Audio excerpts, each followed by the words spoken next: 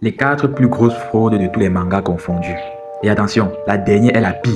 En 1, Asta. D'abord, le book ne fait que gueuler dans le vide pendant 170 épisodes. Dans le classement des aura fameux de l'anime, il faut littéralement la dernière position. Comme quoi, quand tu penses qu'on ne peut pas faire pire en matière de personnage principal, eh bien, ce mec existe. Le mec ne peut pas passer 2 épisodes sans appeler son pote Yuno. Ils sont gays ou quoi? Je ne sais pas. En 2, Yoshi Itadori. D'abord, mention honorable, c'est le seul perso principal qui n'est pas personnage principal dans son propre manga. Il est constamment défoncé par l'aura et le charisme de Satoru Gojo. 3 saisons passées déjà, et le mec n'a aucun pouvoir particulier, si ce n'est de piquer des dépressions. En 3, Saitama, le chauve le plus fort des animés. Le mec tape 100 pommes par jour et il détruit des planètes, défonce des dieux et nique Garou au passage. Saitama sous Satan, quand il devient sérieux, le mec chope une grippe et tous. Et ça détruit des planètes. Et je rappelle tout ça grâce à 100 pompes par jour. Bref, le créateur s'en fout grave des opinions des otaku. Il agit à la Donald Trump. En 4, Midoriya. D'abord, les 3 premières saisons de l'anime sont inutiles. Le mec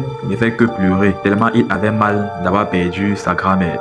Pardon, de n'avoir pas de pouvoir. Mais sinon, à partir de la 4e saison, le personnage est aussi efficace en combat qu'un Vladimir Poutine sur cocaïne. Mais en tant que otaku, big respect à ces personnages. Car ce sont des exemples de discipline poussée à l'excès. Et crois-moi, si j'avais la discipline, il y a longtemps que je serais plus riche que Elon Musk au lieu de me branler tous les jours. Et surtout, n'oublie pas de t'abonner.